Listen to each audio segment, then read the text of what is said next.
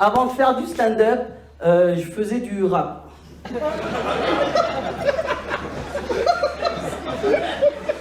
Bref. Vraiment. Ouais, j'ai fait du rap pendant 12 ans, les amis. 12 ans, et je crois bien que... Bah, j'ai pas percé, en fait. Ouais. 12 ans, quoi. Et des fois, je prends du recul, et je me dis... T'imagines si t'avais passé toutes ces années à étudier la médecine au lieu de faire du rap? Je suis presque sûr qu'à l'heure où je vous parle, je serai en train de vous expliquer comment j'ai raté mes études de médecine, tu vois.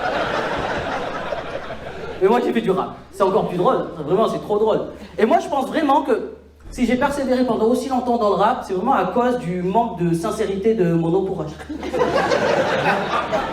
Vraiment. C'est vraiment ça, quoi. Je vous jure.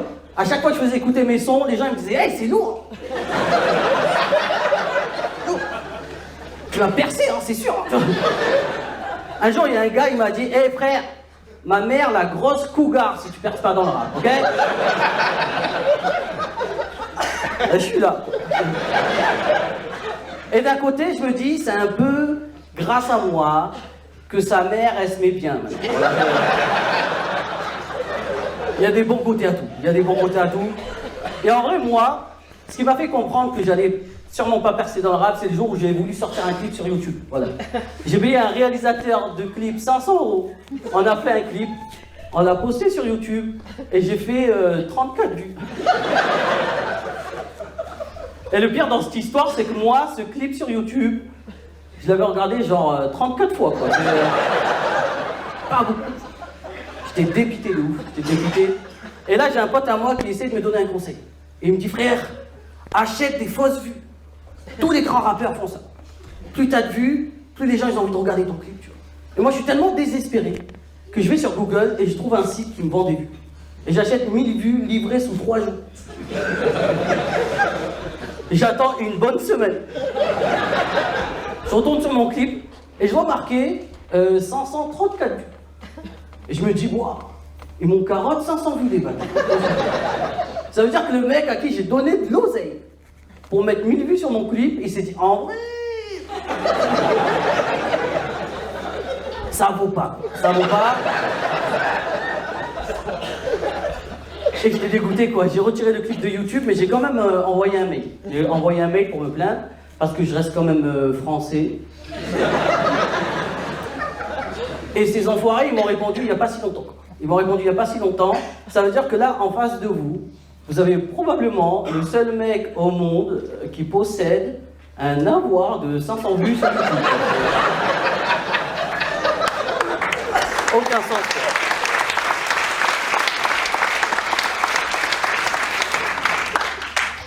Et pendant longtemps, je savais pas quoi en faire, quoi. Je savais pas quoi en faire. Et là, mon plan, pour l'instant, c'est que j'essaie de trouver le clip de rap le plus claqué de YouTube. Et je pense que je vais lui offrir mes 500 vues. Je vais lui offrir mes 500 vues. Et dans 12 ans, quand il aura toujours pas percé, je lui écrirai un commentaire et je lui dirai « Frère, achète des fausses vues !» Tous les grands rappeurs font ça. Et en vrai, j'ai aucun regret. J'ai aucun regret, j'ai de très bons souvenirs du rap. Juste, j'en parle pas trop. J'en parle pas trop. Donc je vous ai dit, ça reste entre nous. Et le truc, c'est que quand je dis aux gens que j'ai fait du rap, les gens ils veulent trop savoir c'était quoi mon blaze. Ils veulent trop savoir c'était quoi mon nom de scène. Et moi, vu que je suis très malin, quand je suis passé du rap au stand-up, j'ai gardé le même nom de scène. Donny London. Et en vrai, si vous êtes des gens bien, vous faites pas de recherche sur internet. Vous n'avez pas l'air d'être des gens bien. Non, parce que Donny, c'est pas mon vrai prénom. C'est pas mon vrai prénom. Donny, c'est un surnom en fait que ma mère m'a donné quand j'étais tout bébé. Voilà, quand j'étais tout bébé. Parce que mon vrai prénom, c'est Ni London. Ouais. C'est laotien et ça signifie éternité. Ouais. Ça veut dire que mes parents, ils ont eu plusieurs mois pour me trouver un prénom. Et après avoir mûrement réfléchi, ils ont décidé de me donner un prénom congolais, mais traduit en laotien. Ouais. Éternité, quoi.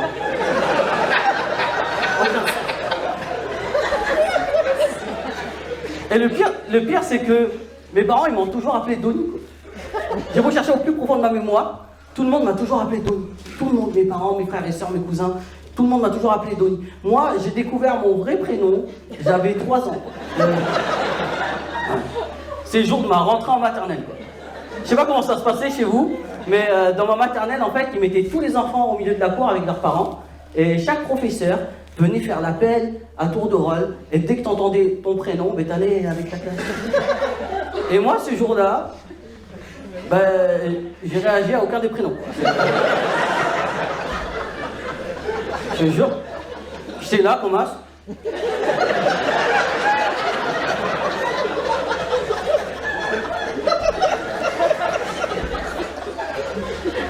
Bon, ben, je crois que j'ai pas été sélectionné. Hein. Tant pis, je retenterai ma chance l'année prochaine. Voilà. Tant pis. Et à un moment donné, il y a la directrice de l'école qui vient me voir avec une maîtresse et elle me dit: salut mon grand, tu t'appelles Nilondon? Et moi je suis en mode: quoi? Elle me dit: tu t'appelles Nilondon? Je lui dis non. Elle me dit: si. Je lui dis non. Je regarde ma mère et ma mère elle me dit: si. Allez, vas-y. C'est comme ça que j'ai découvert mon prénom, quoi. Ça veut dire que moi, j'ai commencé ma scolarité avec du retard dès le départ, quoi. Alors, galère. Pendant que mes camarades de classe, ils apprenaient à écrire leur prénom. Moi, il fallait d'abord que j'apprenne mon prénom. Dès le matin, j'étais en galère. Je savais pas quand dire présent, quoi. C'était dur, tu vois. Et je me rappelle un peu du sentiment que j'avais à cette époque-là. Je me rappelle que j'allais à l'école avec une boule au ventre. Vraiment, parce que dans ma tête, j'étais persuadé que j'étais en train de prendre la place de quelqu'un d'autre. J'étais là, en train d'essayer de mettre des ronds dans des carrés, tu vois. Et je me disais: waouh, quand le vrai Nilondon il va arriver.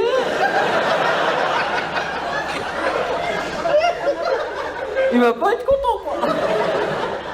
En plus, si ça se trouve, c'est un Congolais. Il va me casser la figure, c'est sûr. Et je me suis habitué, Et en vrai, j'en veux pas à mes parents. J'en veux pas à mes parents de m'avoir donné un prénom laotien parce que c'est logique. Mes parents, ils viennent du Laos, tu vois. Et mes parents, ils ont quitté le Laos dans les années 80 pour venir en France, tu vois. Ils ont un peu fui la guerre, tout ça, tu vois. Et pour ça, il a fallu qu'ils traversent le Mékong sur une barque. Ils ont atterri dans un camp de réfugiés en Thaïlande pendant 2 ans. Ils ont vécu pendant 2 ans dans ce camp de réfugiés. Et j'ai un de mes grands frères qui est né dans ce camp de réfugiés. Et ils ont réussi à arriver jusqu'en France, tu vois. C'est chaud. Et mes parents, ils ont fait ça pour qu'avec mes frères et sœurs, on ait un bel avenir, tu vois, qu'on fasse de belles études. Et aujourd'hui, je suis comique. Tu imagines la déception de mes parents? Ce genre de jour où j'ai annoncé à ma mère que je quittais mon boulot pour essayer de devenir humoriste, la seule chose qu'elle m'a dit, c'est: le pire, c'est que t'es même pas drôle, quoi. Trouve au moins une branche qui te correspond, quoi, tu vois. Et tu vois, ce qui est ouf, en vrai, c'est que mes parents, ils ont vécu 20 ans en France, avec le permis de séjour, voilà, avant d'être français, tu vois. Mais ils se sont vite habitués à la France. Je te jure, quand tu les entends parler et que tu les vois, moi, il y a une partie de moi qui ne peut pas s'empêcher de se dire que c'est des gros mythos, quoi. Vraiment. Ouais. Mes parents, ils habitent dans une petite maison en campagne avec un jardin, et ma mère, elle porte des Crocs. Et je te jure, ils ont attendu 20 ans, et une fois qu'ils ont eu la nationalité française, ils ont pris ça comme une consécration, comme un diplôme incroyable. Mais ils sont toujours en mode un peu sur un siège éjectable, tu vois. Mes parents, ils ont toujours peur qu'un jour, le service d'immigration, il vienne toquer chez eux. Et qu'ils leur disent: on a changé d'avis, voilà. Rentrez dans votre pays, les Shintok. Voilà, ils ont trop peur de ça, tu vois. Et ils ont tellement peur de se faire expulser qu'ils sont limite parano, tu vois. Mes parents, ils se sont toujours tenus à carreau de ouf. Vraiment, mes parents, ils n'ont jamais critiqué la France. Et même moi, j'ai pas le droit de critiquer la France devant eux. Si vous voulez que je commence une phrase en disant: oui, mais en France, c'est vraiment injuste, ils vont me dire: chut. Si t'entends dans les foutus. Ça se trouve, ils ont mis des micros, on sait pas. Et j'ai l'impression que mon père, il veut trop prouver. Voilà, à cause de ça, il veut trop prouver que c'est un bon Français. Je te jure, mon père, il est fort à la pétanque. Mon père, il a un fromage préféré. Il a pleuré devant France-Argentine, mon daron. Je veux dire, il n'y a pas plus français que mon père, en vérité. Et moi, je vais être honnête avec vous. Hein. Je pense sincèrement que si mon daron, il avait été blanc, eh bien, ce serait un gros raciste. Voilà, c'est ça que Alors, malheureusement pour lui, tu peux lui mettre un béret sur la tête, une baguette de pain sous le bras. Mon père, il ressemble plus à Jackie Chan que Jackie Chirac. Mais en vrai, il n'est pas raciste, mon père. Je dis ça, mais il n'est pas raciste. Mes parents, ils m'ont éduqué, ils m'ont élevé dans le vivre ensemble. Vraiment dans la tolérance de ouf. Moi, j'ai grandi dans des quartiers un peu sensibles de Bordeaux, vraiment. Et j'ai grandi avec tout type de personnes, tu vois, avec des Noirs, des Arabes, des Turcs, des Asiatiques, des Antillais et des Blancs cassos. Voilà, des Blancs cassos. Souvent des Blancs cassos. Vraiment souvent des Blancs cassos. Et mes parents, ils m'ont appris, on est tous des humains, tu vois, on est tous pareils. Et c'est triste à dire, mais mes parents, ils m'ont aussi appris à être tolérant au racisme. Tu vois. Ils ont vite compris que si tu veux rester en France, il faut accepter certaines choses. Tu vois. Il y a une anecdote qui m'a marqué, je devais avoir 12 ans. Mon père, il m'amène avec lui à un tournoi de pétanque. Ok. Et ce qu'il faut savoir, c'est que mon père, il s'appelle Unhumen. Ok. C'est laotien et ça veut littéralement dire chauffe maison. Voilà. En vrai, ça me fume. Ça me fume. En vrai, ça me fume de me dire que mon daron, il s'appelle clairement radiateur. C'est n'importe quoi.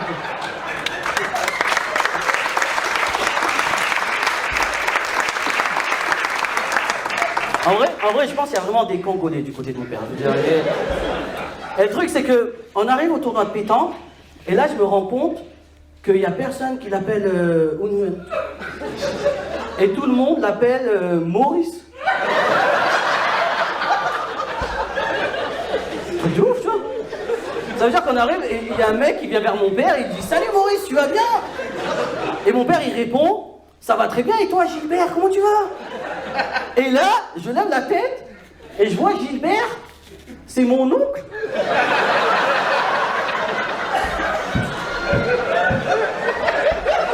Et je me dis « Mais qu'est-ce qu'il branle hein? Ils sont sous couverture ou quoi ?» Et là, mon père, il voit que je bug, tu vois, et du coup, il m'explique, tu sais, en fait, ils n'arrivent pas à retenir mon prénom, du coup, ils ont décidé de m'appeler Maurice. Et moi, j'ai 12 ans, je commençais à comprendre ce que c'est un peu raciste, et je dis, c'est un peu raciste quand même, tu vois. Mais tu vois, en vrai, pas trop. Pas trop, parce qu'avant, il m'appelait Tchong.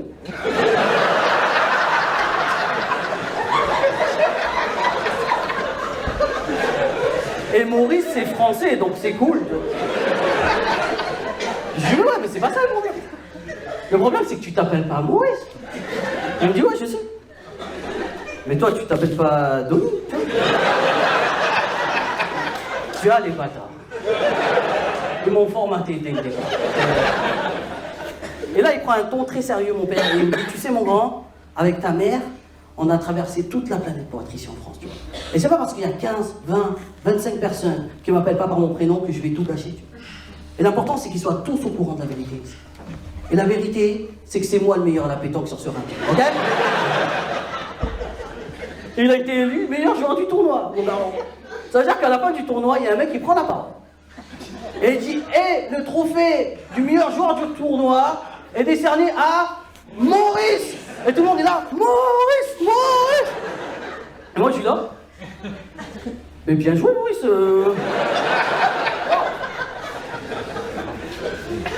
C'est trop marrant parce que mes parents ils sont trop fiers d'être français, vraiment trop fiers. Tu vois. Et moi qui suis né en France, à Périgueux, j'ai toujours été plus fier de mes origines. Tu vois. Moi j'ai toujours pensé que j'étais un Laotien. Jusqu'au jour où je suis allé au Laos et que j'ai bu l'eau du robinet. Et je me suis dit en vrai, je suis un pur produit du terroir. Oh.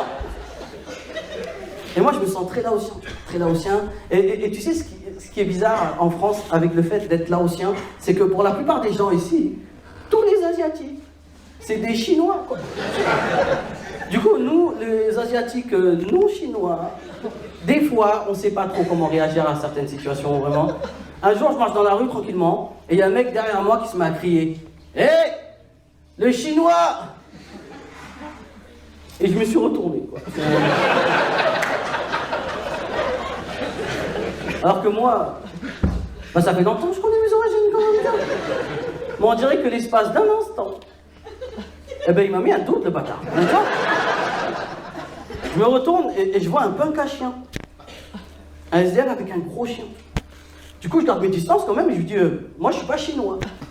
Je suis laotien, ok? Et là, il m'a répondu eh ben pourquoi tu te retournes?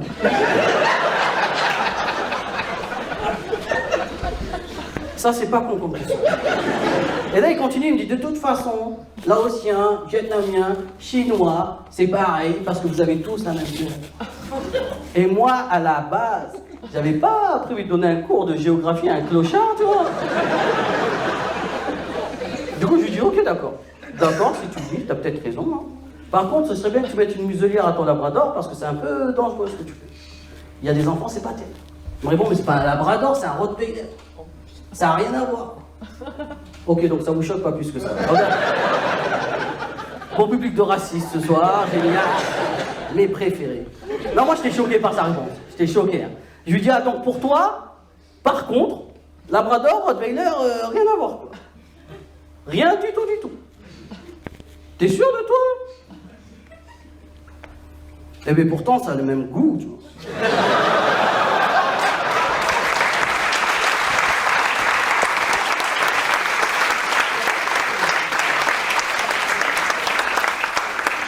Non, si ça peut vous rassurer, c'est pas vrai. C'est pas vrai. Ça a pas du tout le même goût. Et je vois que ça l'énerve. Ça l'énerve, il commence à être un peu virulent, il veut en venir aux mains avec moi. Et sur le coup, je panique un peu. Je panique un peu, mais je vois un petit détail qui me rassure. Et je me dis, si on se bagarre, je vais sûrement gagner la bagarre. Parce qu'il avait une pancarte avec écrit dessus j'ai faim. Alors que moi, ça allait, tu vois. Je pense que ma barre d'énergie était beaucoup plus remplie que la sienne, je vous dis la vérité. Mais bon, au final, on s'est pas battu. On s'est pas battu pour la simple et bonne raison que je suis une petite fiotte en fait, tu vois. Mais... Parce que moi, j'aime bien m'embrouiller. J'aime bien m'embrouiller, mais j'arrive toujours à éviter la bagarre avec dignité, tu vois. Parce que moi, mon plan, en cas d'embrouille, c'est que j'essaie de rentrer dans la tête du mec. Pour qu'il se mette à penser que moi, je maîtrise le kung-fu, quoi. C'est ça mon plan, tu vois. Ça veut dire qu'on s'embrouille, à un moment donné, je laisse un blanc et je fais ça. Maître Chifou m'a interdit de me battre, ok? Et ça désamorce 80% des embrouilles. Je dis la vérité. Et en vrai, même si malgré ça, il a toujours envie de se battre, ce qui se passe, c'est que je me fais casser la gueule. Voilà, c'est ça qui se passe. Mais je me fais casser la gueule avec dignité, tu vois. Je suis vraiment là en mode... Ah. Toi, t'as vraiment de la chance que Maître Chiffon m'a interdit de me battre. Toujours. Avec du recul, je me dis heureusement c'est pas battu. Heureusement c'est pas battu parce que je me suis dit ça se fait pas de se battre avec un SDF dans la rue, tu vois. Ça se fait pas. Déjà d'une, tu te bats pas avec quelqu'un alors que t'es chez lui, quoi. C'est très bizarre. Ça se fait pas. Et de deux, je me dis, imagine, tu te bagarres contre un SDF et tout, même si tu gagnes la bagarre, imagine pendant la bagarre, le SDF, il te mord. Ça se trouve, 2 jours plus tard, c'est toi qui te transformes en SDF, tu vois, tu sais pas. On n'est pas assez informé sur le monde des SDF, tu vois, ça se trouve 2 jours plus tard, tu te sens un peu bizarre, tu vois, t'es en mode... Oh, je sais pas ce que j'ai. Waouh. Putain, je boirais bien 8-6, moi. Oh, qu'est-ce qu'il m'a... Je sais pas.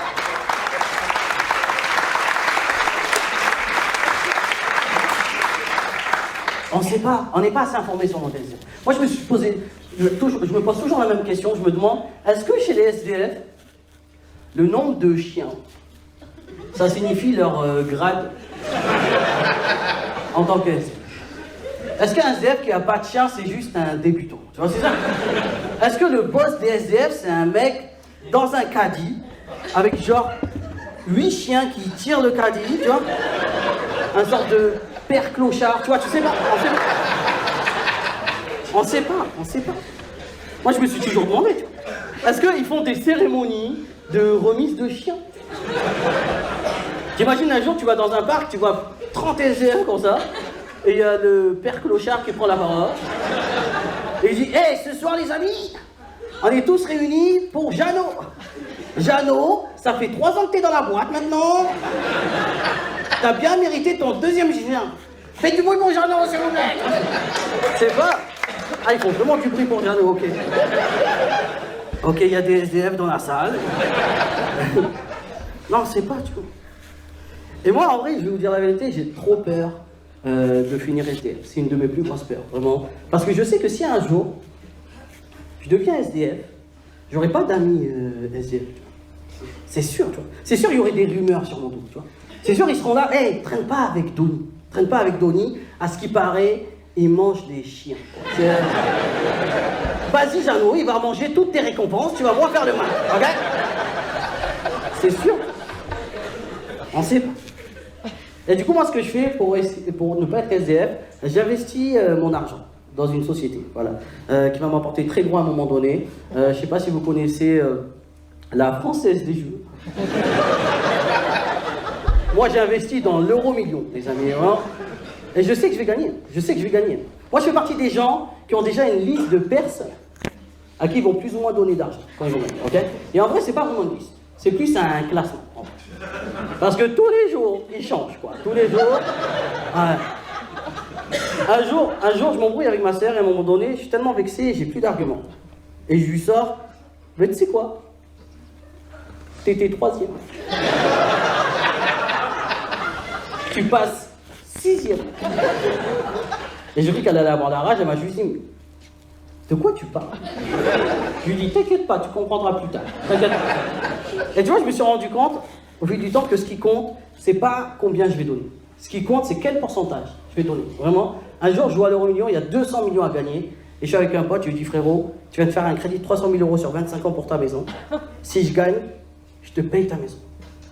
Il m'a regardé, il m'a dit, c'est tout? Je dis, mais pour l'instant, frérot, la seule chose que je peux t'offrir, c'est 500 vues sur YouTube.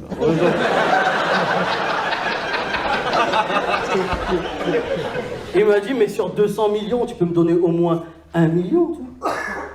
Et je lui dis, je vois pas pourquoi je te donnerais 1 million, alors que t'es même pas dans le top 10 de mon classement, non? Il m'a dit, mais de quoi tu parles? Je lui dis, t'inquiète pas, tu comprendras plus tard.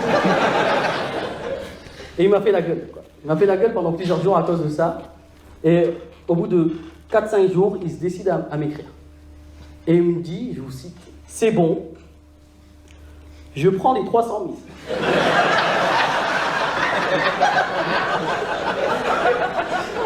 Du coup, je lui dois 300 000 €. C'est n'importe quoi.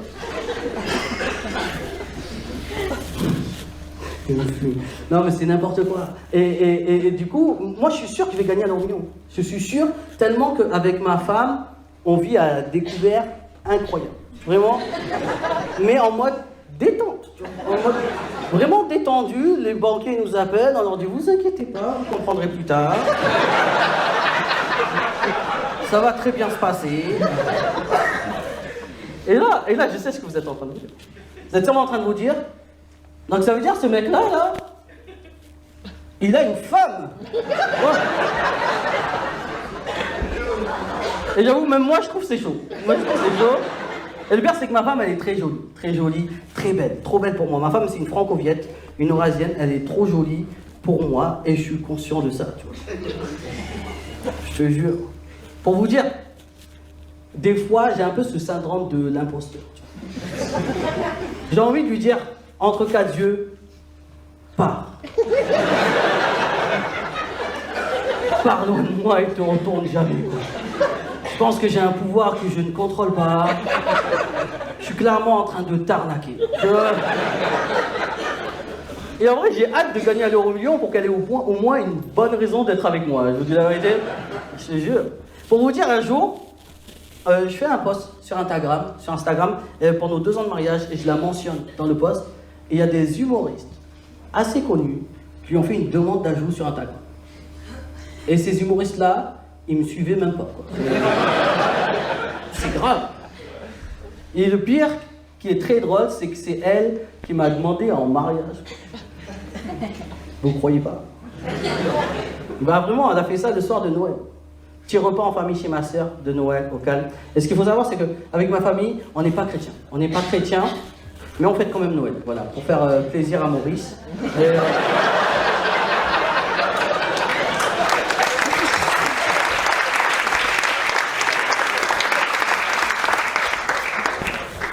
le repas se passe bien. Le repas se passe bien, petit canard laqué de Noël, au calme, tu vois. Et au moment de distribuer les cadeaux, elle a décidé de me faire sa demande, tu vois. Et le truc, c'est que moi, je ne m'y attendais vraiment pas du tout. Voilà. Pour vous dire, moi, cette année-là, j'avais commandé le dernier FIFA. Voilà. Et là, pas que ça n'a rien à voir. Et le truc, c'est que tout le monde était au courant qu'elle allait me faire sa demande, sauf moi. Et ça, en vrai, ça ressemble plus à un guet-apens qu'à une demande en mariage, tu vois. Et le truc, c'est que moi, je suis un peu con. Je suis un peu con. Quand j'ai vu poser son genou au sol, je me suis dit, peut-être elle a mis FIFA sous la table basse. Et pour rigoler, je lui ai dit, tu fais quoi? Tu vas me demander en mariage? Quand j'ai vu que personne rigolait à ma blague, j'ai compris, quoi. J'ai compris. Elle me fait sa demande en mariage.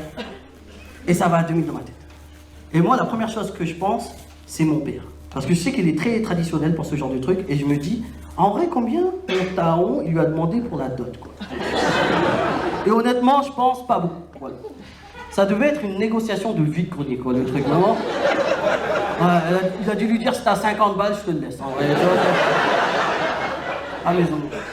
Et au fond de mon cœur, je me suis dit, peut-être mon daron lui a demandé le dernier FIFA. Il va me l'offrir pour Noël, tu vois. Et même pas, tu vois.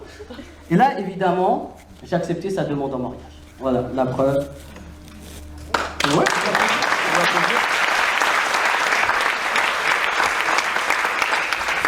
Premièrement, parce que c'est pas du tout mon genre de gâcher l'esprit de Noël. Et deuxièmement, je suis persuadé que si j'avais dit non, ma mère, elle m'en aurait voulu toute ma vie. Voilà. Parce que je suis presque sûr que ma mère, elle préfère ma femme à moi. Je te jure. J'ai déjà entendu dire des trucs du genre, tu sais que si un jour vous êtes amené à divorcer, c'est elle qui aura la garde de moi. Si je veux garder ma mère, il faut que je garde ma femme. Et ça fait 5 ans qu'on est mariés. Ça fait 5 ans qu'on est mariés et ça se passe bien. Ça se passe bien parce que je pense avoir trouvé le secret ultime pour faire en sorte que mon couple dure. Je vous donne le secret, voilà. Le truc, c'est que moi, dans mon couple, je suis fidèle. Et en vrai, ça aide de ouf. Ça aide de ouf. Après, je vais pas vous mentir, j'ai reçu 0 proposition. Mais les faits sont là. Les faits sont là. Après, la fidélité, c'est assez subjectif. C'est assez subjectif. Tout le monde n'accepte pas les mêmes choses dans un couple, tu vois. Par exemple, pour ma femme, si je regarde du porno, c'est tromper. Voilà. Et c'est un peu triste. C'est un peu triste parce que finalement, je la trompe assez régulièrement. Mais c'est pas très grave. C'est pas très grave. Et moi, je sais que ma femme, elle est fidèle. Voilà, je sais que ma femme, elle est fidèle. Je vous dis ça parce que c'est elle qui me l'a dit. Voilà. Et je la crois. Un jour, on se baladait en centre-ville et on a croisé un très beau mec. Musclé, bien habillé, tout ça. Et par curiosité, je lui ai demandé, tu serais capable de me tromper avec ce genre de mec, là? Elle m'a dit non. Et j'ai accepté sa réponse. Alors, le problème, c'est qu'ensuite, elle a rajouté, tu me connais bien, Tony. Tu sais très bien que moi, les beaux mecs, c'est pas mon délire.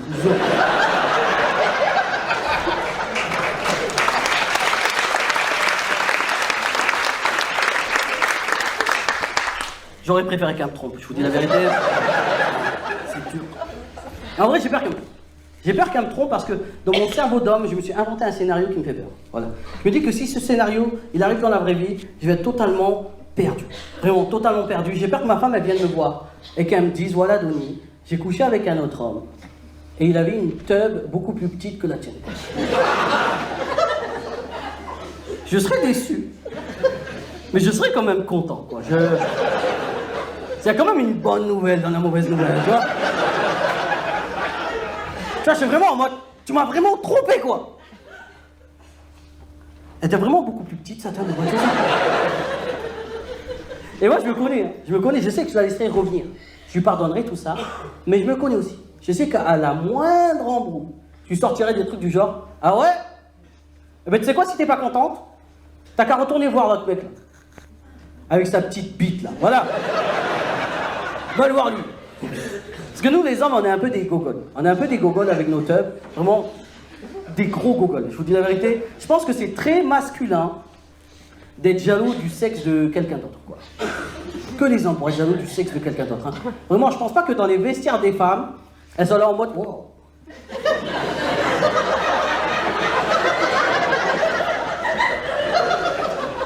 Putain, mais Géraldine a vraiment une grosse chatte.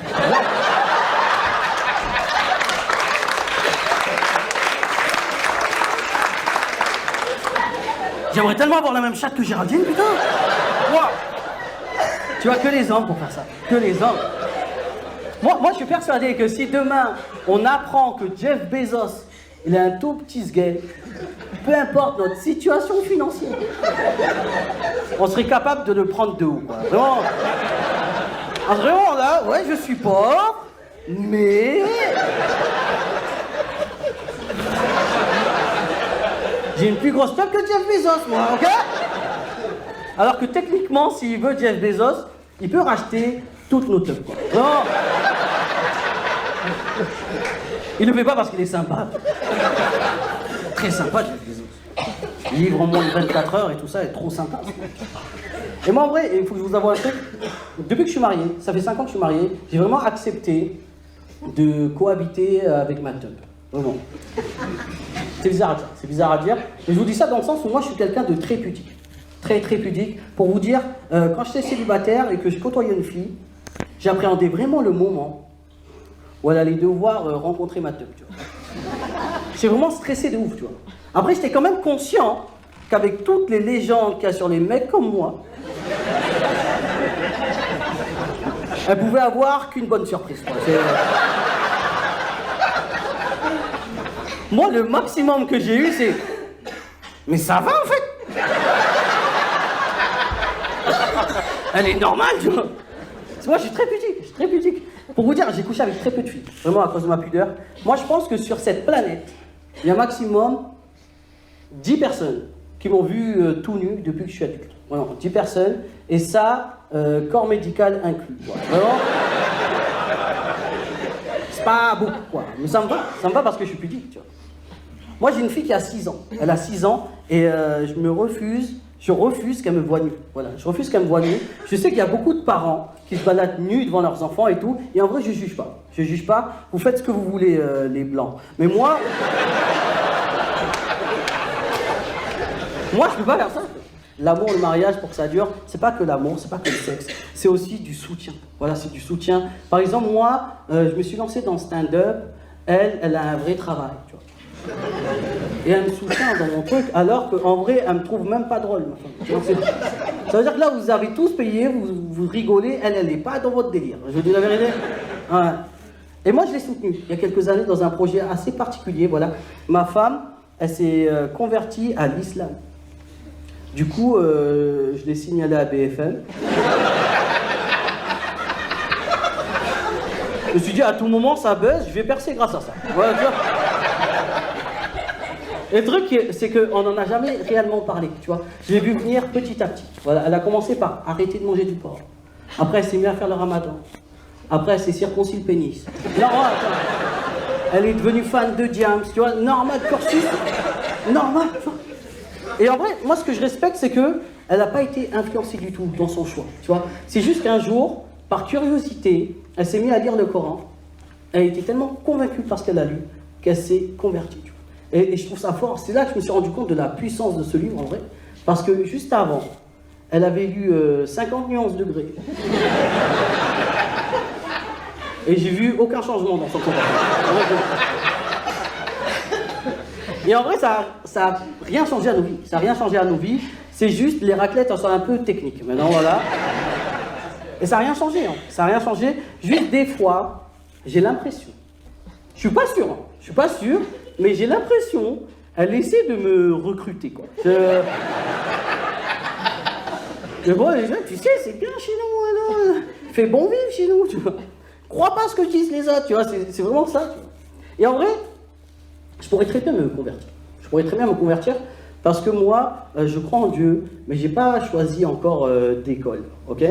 Vraiment, et je pourrais me convertir parce que je coche déjà certaines choses. Voilà, moi je bois pas d'alcool, je prends pas de drogue, j'ai une barbe. Fin des arguments, en vérité. Et moi, quand je vous ai dit, je crois en Dieu, mais j'ai pas choisi d'école. Voilà. Moi, je pioche un peu à gauche et à droite dans toutes les religions, dans ce qui m'arrange, tu vois. Moi, je sais qu'il y a une partie de moi, par exemple, qui est un peu témoin de Jéhovah, tu vois. Déjà parce que j'aime trop raconter ma vie à des gens que je connais pas.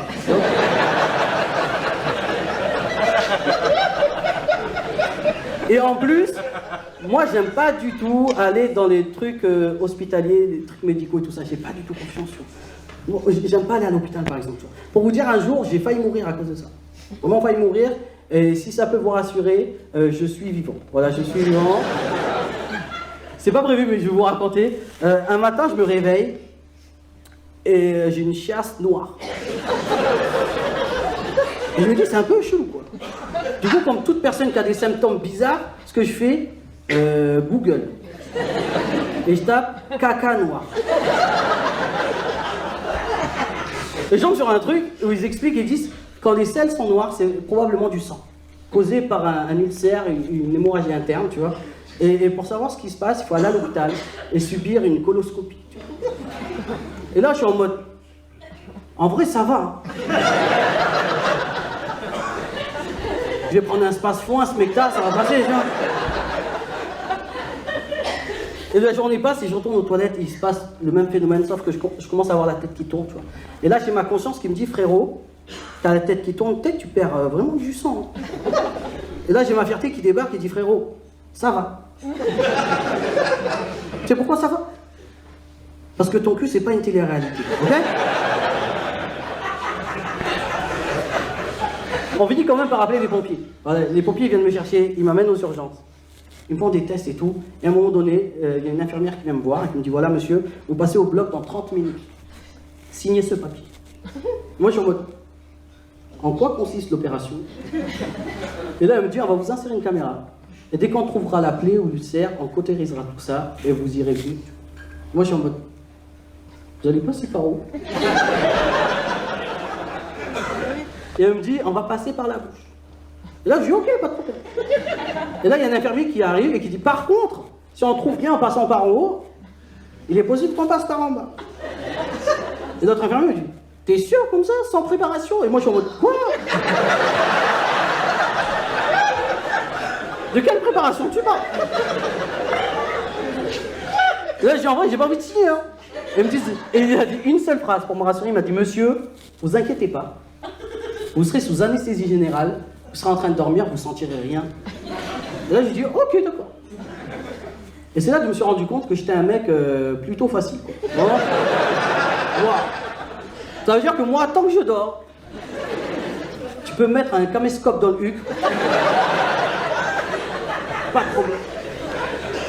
Et là, ça va trop vite, ils me filent une robe de chambre, et moi, je suis un peu perdu, et je leur dis, est-ce qu'il faut que je garde mon caleçon ou pas? Et là, elle me dit, gardez-le. Parce que dans tous les cas, s'ils ont besoin de passer par en bas, ils l'enlèveront eux-mêmes. Moi, je suis là. Ils sont vraiment chelous, chirurgiens. Et là, je me retrouve avec un masque, je m'endors. Tout se passe bien, je me réveille. Je suis dans les vapes de ouf. J'ai encore le masque. Et je vois une infirmière à côté de moi qui essaie de me rassurer. Et qui me dit, vous inquiétez pas, tout s'est bien passé. Vous avez dormi comme un bébé. On a trouvé la plaie, on l'a cautérisée, vous allez très bien. Et moi, en vrai, je m'en fous de ça.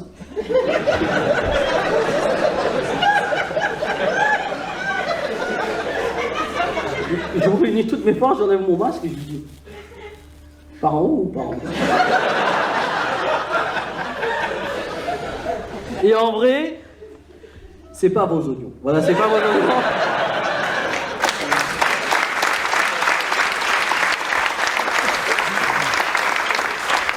Pas du tout vos oignons. Non, moi, j'aime pas aller voir le médecin.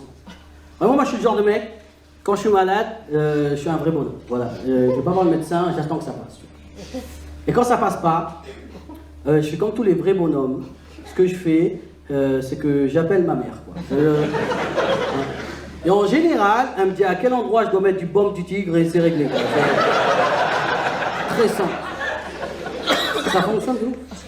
Parce que moi j'appelle souvent mes parents, j'appelle souvent ma mère pour lui demander des conseils.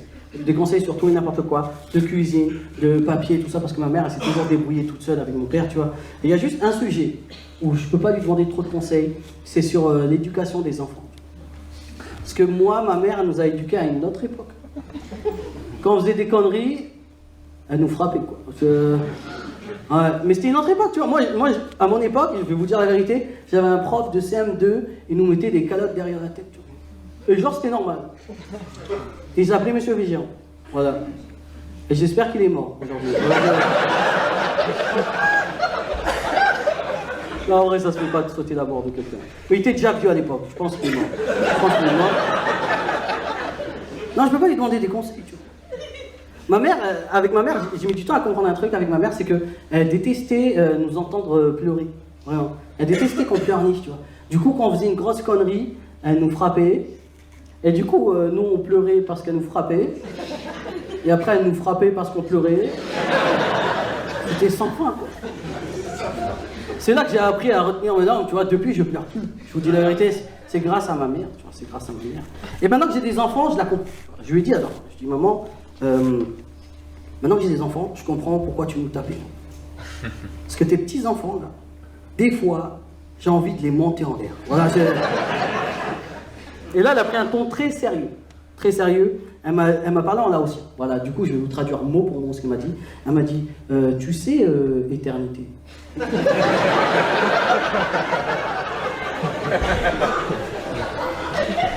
C'est vraiment pas bien de taper les enfants. Moi, je suis en mode, quoi? Mais tu te rappelles quand j'étais en CM2, tu m'as balayé, demandé quoi? Tous mes copains, ils t'ont appelé Chun-Li, après ça. Elle a dit, ouais, t'étais en CM2, mais tu pesais 75 kilos, mon enfant. Physiquement, t'étais pas un enfant. Toujours des bonnes punchlines. Et maintenant que j'ai des enfants, je comprends de ouf. Je comprends de ouf, mais je peux pas les taper. Et le pire, c'est que moi, à la base, je voulais pas tellement d'enfants. Pas d'enfants. Mais avec ma femme, on a eu 3 enfants en 4 ans. Là, j'ai envie de dire à Macron, envoie une prime. Envoie une prime. Tu veux qu'on repeuple? J'ai déjà fait. Voilà, Et en vrai, c'est marrant. C'est marrant. En vrai, tu sais ce qui est marrant quand tu vis avec une femme enceinte pendant quasiment 4 ans, du coup, c'est que petit à petit, tu te transformes un peu en auxiliaire de vie, quoi. Vraiment. Bon, au début, elle a commencé par me demander de lui faire ses lacets. J'ai dit, ok, pas de problème, pas de problème. Après, elle m'a demandé de lui mettre du vernis sur les ongles des pieds. J'ai dit, ok, pas de problème, pas de problème. Après, elle m'a demandé de lui raser le maillot. Est-ce que j'ai la gueule d'une esthéticienne? Je passe. Au final, je l'ai fait. Hein. Au final, je l'ai fait et je me suis appliqué de ouf. En vrai. Je me suis appliqué de ouf parce qu'avec du recul, je me suis dit en vrai, elle te demande ça, mais c'est un peu pour toi que tu le fais aussi. Tu vois, c'est comme si tu préparais un gâteau que tu allais manger plus tard.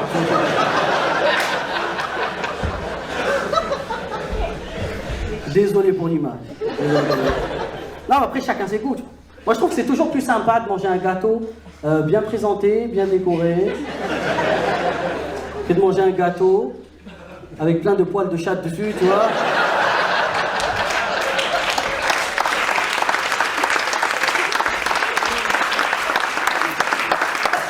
Chacun son délire, chacun son délire.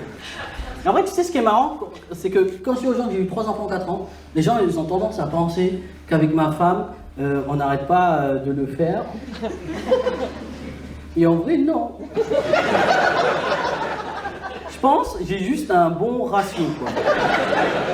Honnêtement, j'ai un taux de réussite assez élevé, voilà. Je pense ma teub, c'est Olivier Giroud. Voilà, c'est-à-dire qu'elle n'est pas souvent sur le terrain. Elle n'est pas très technique. Mais de temps en temps, voilà. Elle met des grosses frappes pleines du carré. Voilà, c'est ça qui se passe. Parce que moi, ça fait plus de 10 ans que je suis en couple. Ça fait plus de 10 ans. Et quand ça fait longtemps que tu es en couple, des fois, il y a des longues périodes où il se passe rien en termes de sexe, tu vois. Mais pas parce que tu n'as plus envie de l'autre. Juste, tu es tellement occupé que tu penses plus, tu vois. Et un soir, tu te retrouves devant l'amour étant prêt. Et tu vois deux paysans en train de se rouler une pelle, genre. Et t'es là, waouh. Mais ça date le sexe en vrai, non? C'est en train de m'exciter ces campagnards. Mais je le reconnais, lui, il a bloqué la rocade il y a 3 semaines, c'est pas grave. Wow. Et genre, moi, quand ça m'arrive, je le signale à ma femme. Je lui dis, bébé, je trouve pas que ça fait longtemps qu'on n'a rien fait et tout. Et à chaque fois, elle me répond, j'avoue. Et fin de la conversation. On va pas plus loin que ça en vrai. Qu'en vrai, plus tu prends de l'âge, plus les excuses pour pas faire l'amour, elles sont nulles de ouf, tu vois. Au moindre obstacle, t'annules l'activité. En vrai, vraiment. Ouais. L'autre soir, on commence à chauffer. Des petits bisous, des petits câlins. Au final, on n'a rien fait du tout. Voilà. Tu sais pourquoi? Parce qu'on s'était déjà douché avant. Voilà.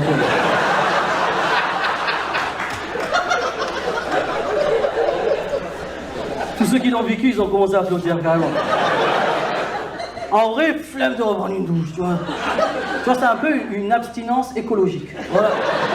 On économise l'eau, c'est très bien. Et ça se passe bien. Moi, j'ai eu 3 enfants en 4 ans et j'ai vraiment eu la chance d'être présent pour les 3 accouchements. Vraiment, j'ai eu cette chance. Et il y a un accouchement qui m'a marqué un peu plus que les autres, c'est le 2e. Parce que ma femme, elle avait décidé d'accoucher sans péridurale. Ok? Pour ceux qui ne savent pas ce que c'est l'anesthésie pour l'accouchement. En gros, ils te plantent une épée d'escrime au bas du dos. Et je crois, ils t'injectent du shit. Voilà, je suis pas fait médecine. Et du coup, ma femme, elle voulait pas ça. Elle voulait pas ça. Et pendant toute la grossesse, on allait suivre des cours toutes les 2 semaines auprès de sage-femme pour nous préparer à cet accouchement sans péridurale. Tu vois, c'était hyper intéressant. Et le jour J, on était prêts. On était prêts, on arrive à la maternité. La sage-femme, elle a demandé à ma femme, vous voulez une péridurale? Ma femme, elle m'a regardé. Elle a bombé le torse. Elle a dit oui. Je lui ai dit, mais bébé, on est prêt, non? Elle m'a dit, toi, t'es prêt, mon frère. Commence à effriter le shit. J'arrive. Et en vrai, c'est son choix. Moi, j'ai rien à dire sur son choix. Moi, ce qui m'a dérangé dans cette histoire, c'est que la gynéco qui avait suivi ma femme pendant toute la grossesse et qui était censée l'accoucher, n'était pas dispo à ce moment-là, et il nous envoyait un remplaçant. Et sa manière de rentrer dans la ferme m'a un peu dérangé. Je vous dis la vérité. Il est rentré dans la pièce avec sa tenue, il a juste dit bonjour. Je suis le remplaçant de Madame Burgo. Voyons voir ce col. Et moi je vois ça. Et je me dis, mais d'où sort ce fils de pute? Ça se trouve, il travaille même pas ici, ça va. Montre-moi un badge, un diplôme, tu vois. Montre-moi au moins une carte de cantine prouvant que tu travailles ici. Le mec, il débarque dans des pièces, il met ses doigts dans la femme des gens, non, voilà.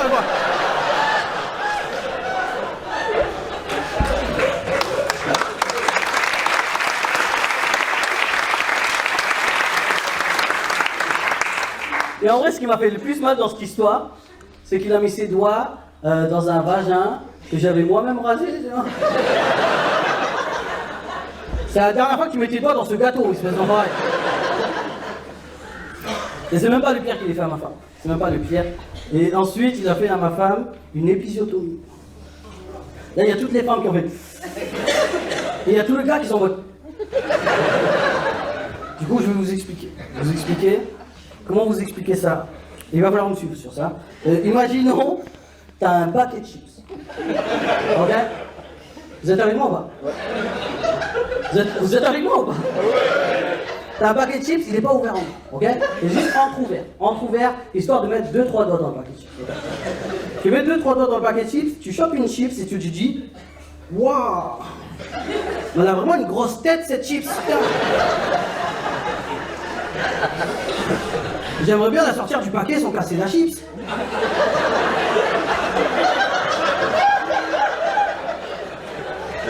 Du coup, tu prends une paire de ciseaux et tu ouvres le paquet de chips. Et moi, j'ai vu ça et je lui dis, par contre, frérot, tu me refermes ce paquet de chips. Je risque d'en avoir besoin. Mais bon, j'en veux pas. J'en veux pas parce que mon fils, il est né en bonne santé. Et quand mon fils est né, mon premier fils, mon deuxième enfant, je suis devenu père au foyer. Voilà, je suis devenu père au foyer. On a décidé ça ensemble avec ma femme, c'était très simple. Voilà. Parce qu'elle, à cette époque-là, elle aimait bien son boulot. Et moi, j'avais pas de boulot. Choix très simple. Choix très simple. Et c'est ouf, tu vois. Et des fois, je prends du recul. Je prends du recul et je me dis, en vrai, peut-être, Donny, t'es pas assez mature pour être le père de 3 enfants. Et après, je me dis, peut-être c'est un peu trop tard pour y penser. Peut-être un peu. Je suis vraiment pas assez mature. Bon, mes 2 derniers enfants, c'est des garçons. Ils ont 4 et 3 ans et ils passent leur journée à se bagarrer. Tous les jours, ils se bagarrent entre eux. Et moi, évidemment, je les sépare. Tu vois. Mais en vrai, je veux un vainqueur. Tu vois. Ça veut dire qu'aux yeux des gens, je suis juste un bon père de famille qui sépare ses garçons. Au fond de mon cœur, il y a un arbitre de MMA hyper frustré, tu vois. Je veux dire, lâche ton frère! Lâche ton frère! Ce que j'ai vraiment envie de dire, c'est... Ça, c'est une très jolie clé de bras, ça. Et le truc, c'est que j'essaie de leur expliquer d'arrêter de se battre. J'essaie de leur expliquer, mais mon seul argument que j'ai à leur dire, c'est arrêtez de vous battre, vous êtes des frères. Et eux, ils en ont rien à foutre. Vous n'avez aucune notion de la famille, tu vois. Ils ont 3 et 4 ans, je crois. Pour eux, l'autre, c'est juste un mec qui est tous les jours chez lui, quoi. En plus, ils dorment dans la même chambre, tu vois. Pour eux, ils sont juste co-détenus, en fait. Tu vois,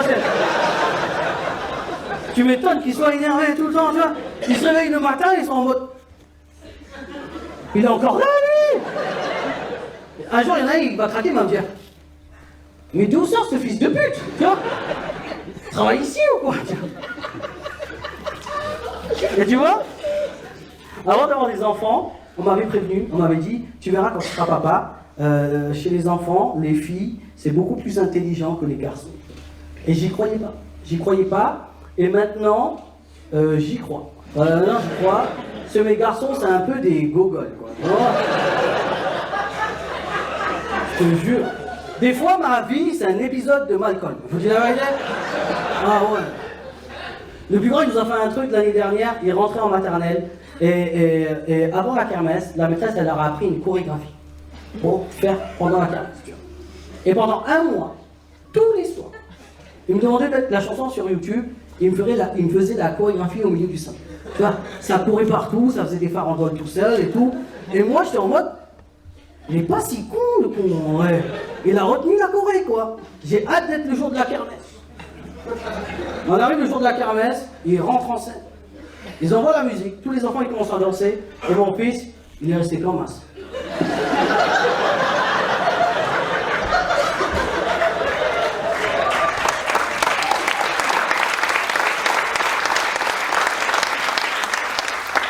On aurait dit moi le jour de la rentrée.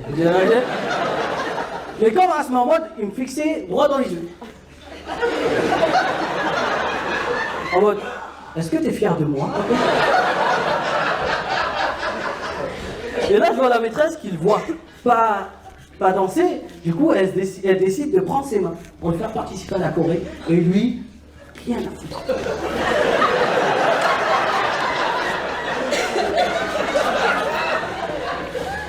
Et moi, je suis là comme un gogol en train de filmer.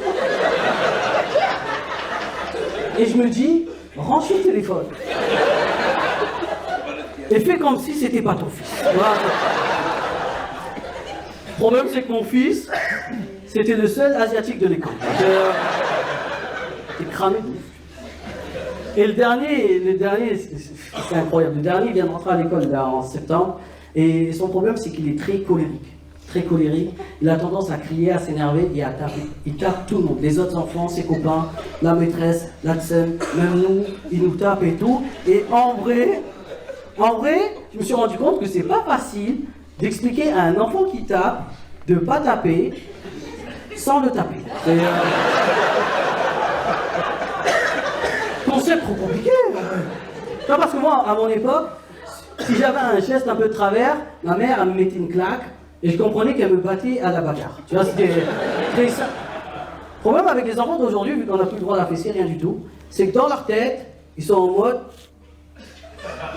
En vrai, je crois, papa, je le nique. Hein.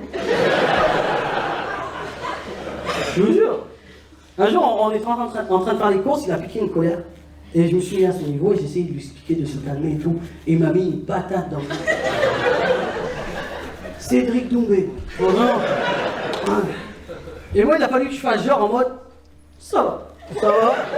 C'est rien, c'est Montessori, c'est Montessori. Alors que j'avais la larme de nerfs qui coulait. Genre. Et je me disais, vas-y, grandis, bâtard. Grandis. Quand tu seras adulte, toi et moi, on va se battre. C'est ça qui va se passer. Et je me dis, heureusement que j'ai une fille. Heureusement que j'ai une fille pour relever un peu le QI de la famille. Quoi. Elle a 6 ans, elle est très intelligente. Elle sait lire depuis la maternelle, tu vois. Et ça faisait un moment qu'elle me demandait un lapin. Vraiment, elle me tannait pour avoir un lapin. Et un jour, je lui ai amené un lapin. Je lui ai amené un lapin et je lui ai expliqué. Je lui ai dit, voilà ma chérie, c'est ton lapin. Donc il va voir. Tu t'en occupes comme si tu étais sa maman. Okay, alors que tu le nourrisses, tu le donnes à boire, tu le brosses, tu nettoies son enclos, tu changes sa litière parce que c'est ton lapin. Ok. Elle m'a regardé, elle m'a dit ok papa. Eh ben tu sais quoi? Je te le donne mon lapin.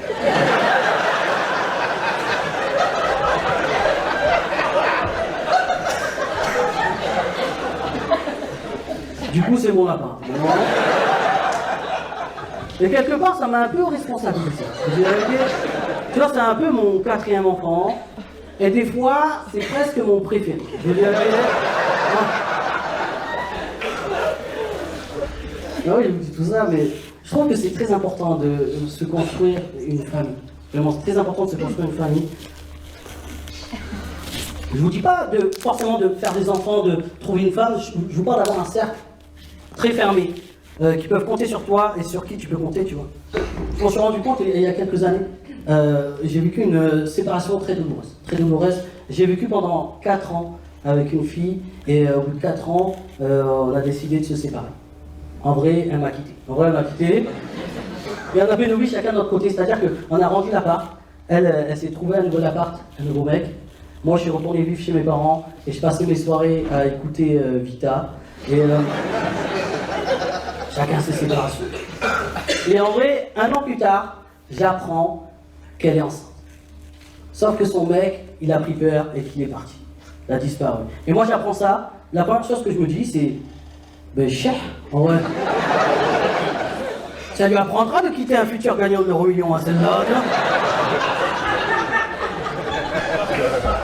Et en vrai, au fond de mon cœur, je ne pouvais pas la laisser comme ça. Du coup, ce que j'ai fait, c'est que je suis revenu vers elle pour l'aider à vivre une grossesse les plus normales possible. Je l'ai accompagnée à ses échographies, ses rendez-vous médicaux, je l'ai aidé à s'équiper pour l'arrivée du bébé. Et de fil en aiguille, on est retombé amoureux l'un de l'autre. Et j'ai pris la grande décision au final que ça va être moi le père de cet enfant. Et cette histoire est née d'une adorable petite fille qui a 6 ans maintenant, qui ne me ressemble pas du tout, mais qui m'appelle papa, tu vois. Et c'est vraiment le plus important pour moi, tu vois. Et en vrai, ce qui est marrant dans cette histoire, c'est que ma femme, elle est franco-viette. Moi, mes parents, ils sont là aussi. Hein. Et notre fille est née. Elle est à moitié congolaise.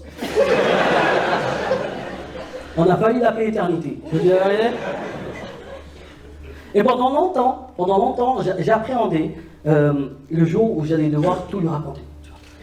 Parce que je savais qu'une fois que je lui ai raconté toute l'histoire de A à Z, la première chose qu'elle allait me demander, c'est mais du coup, c'est qui Vita?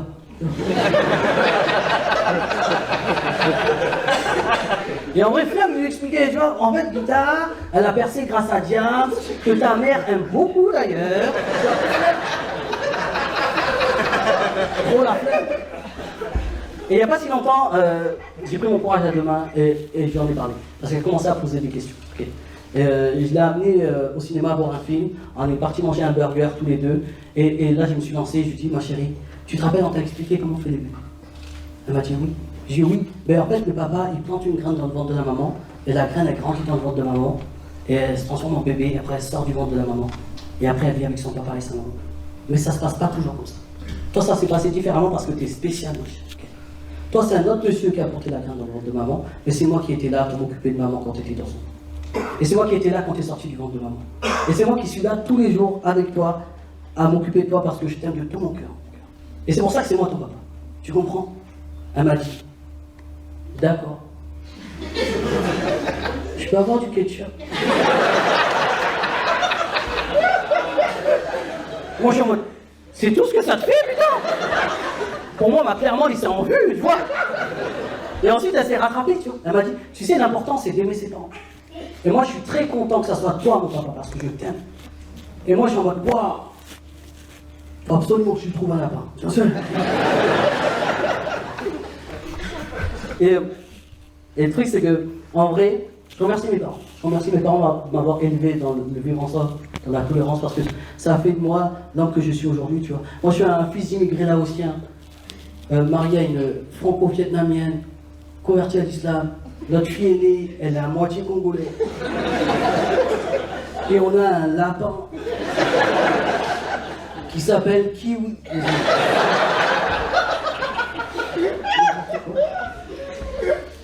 Et en vrai, s'il y a une leçon à retenir de toute cette histoire, c'est que si jamais un jour t'es perdu et que tu cherches à savoir qui est vraiment ta famille, eh bien il faut que tu te dises que ce qui compte, c'est pas ce que te dit ton sang. Ce qui est vraiment important, c'est ce que te dit ton cœur. C'était Éternité, merci à tous.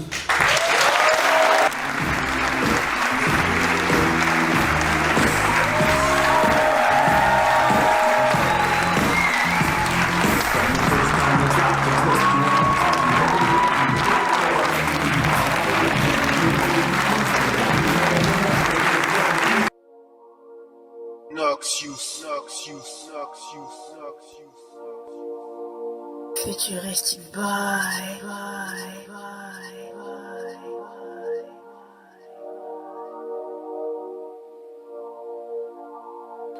Yeah, on est.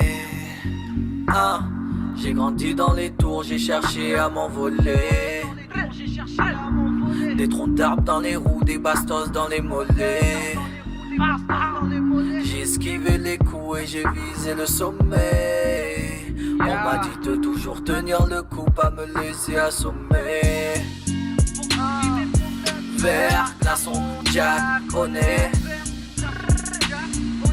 Faire, baston, cash, monnaie.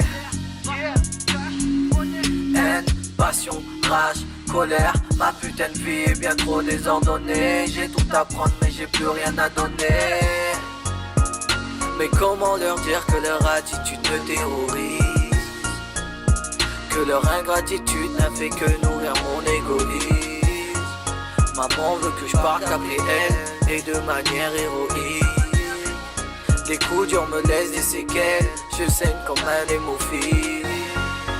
Ils veulent me cerner, je n'y arrive pas moi-même. Faut que j'oublie mes problèmes. De toute façon l'amour s'échange contre de la monnaie. J'ai tout à prendre, plus rien à donner. Honnête, glaçon, jack, honnête, jack, jack, honnête, vert, glaçon, jack, honnête, jack, honnête. Je passe mon temps à compter les heures, pourtant le temps nous est compté. Je pourrais partir en paix, que quand maman sera comblée. J'ai pas de mytho à raconter, j'ai quelques projets mais rien de concret. Ils ont voulu me cerner, ils pensaient me connaître mais ils se sont trompés. Mes rêves tour à tour se font plomber, mais c'est que cette colère je n'arrive plus à les dompter. Les amis, la famille qui est plus loyale, je sais pas sur qui compter. Pas sur qui compter, qui me relèvera quand je serai tombé et qui me laissera tomber. Je sais pas sur qui compter mon frère. Mais comment leur dire que leur attitude me terrorise, que leur ingratitude n'a fait que nourrir mon égoïsme. Maman veut que je parte après elle et de manière héroïque. Les coups durs me laissent des séquelles, je saigne comme un hémophile. Ils veulent me cerner, je n'y arrive pas moi-même. Faut que j'oublie mes problèmes. De toute façon l'amour s'échange contre de la monnaie. J'ai tout à prendre, plus rien à donner. Honnête, vert, glaçon, jack, honnête, on est Jack, on est On est, Vert, Glaçon, Jack, on est on est, Jack, on est Jack, on est on est. Je n'y arrive pas moi-même.